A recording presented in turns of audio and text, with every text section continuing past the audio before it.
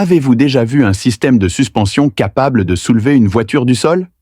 Il s'agit du légendaire système de suspension électromagnétique qui allie confort et contrôle. Mais il n'a pas encore été produit en série sur aucun modèle, bien que certains modèles haut de gamme aient tenté de mettre en œuvre cette technologie. Mais cela est loin du niveau d'une véritable suspension électromagnétique active.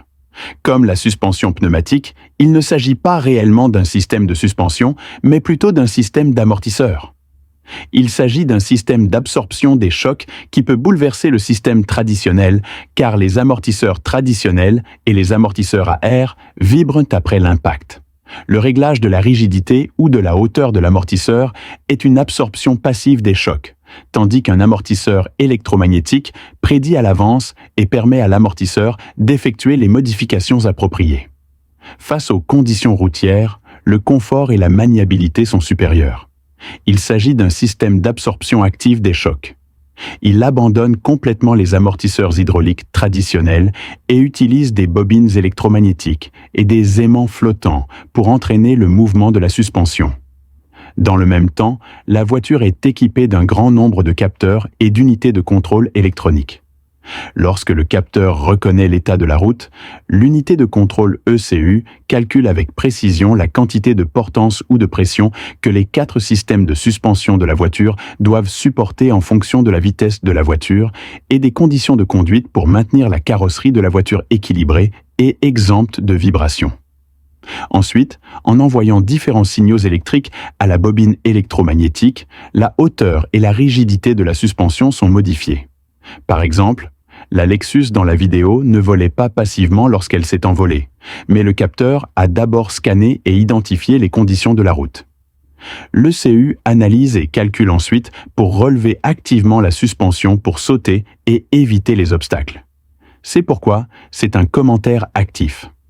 Bien que cette suspension électromagnétique active soit une technologie vieille de 30 ans, elle a été testée avec succès sur Lexus il y a 20 ans et peut écraser n'importe quel système de suspension aujourd'hui en termes de performance.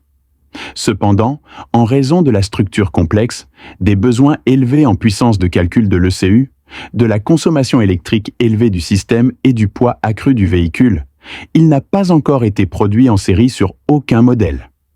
Par exemple, la suspension électromagnétique annoncée sur Cadillac possède également une fonction de réglage à commande électronique.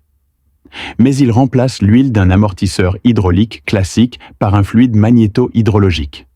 La viscosité du fluide est modifiée par champ électromagnétique pour ajuster la douceur et la dureté de l'amortisseur.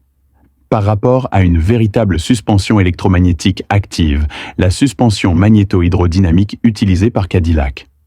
La suspension est toujours passive, mais la réponse est plus rapide.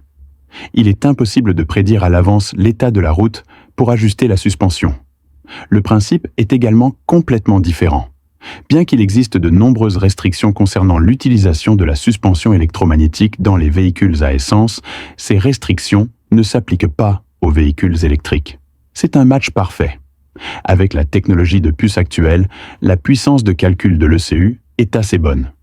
L'absorption active des chocs et la conduite intelligente forment tout simplement une combinaison parfaite. La capacité de la batterie de la voiture électrique elle-même est suffisante. Je ne me soucie pas de la consommation d'énergie. De plus, la suspension électromagnétique ajoutera environ 90 kg au poids de la voiture. Mais ce n'est pas un fardeau pour des véhicules électriques de 2 ou 3 tonnes. Quant à la raison pour laquelle cette technologie n'est pas utilisée dans les véhicules électriques actuels, je pense que cela peut être dû au coût et au brevet. Qu'en penses-tu? Je n'utilise pas cette technique. Je pense que la raison en est le coût et les brevets. Qu'en pensez-vous? Laissez-nous un avis utile dans la section commentaires. Merci d'avoir regardé avec nous Automobile.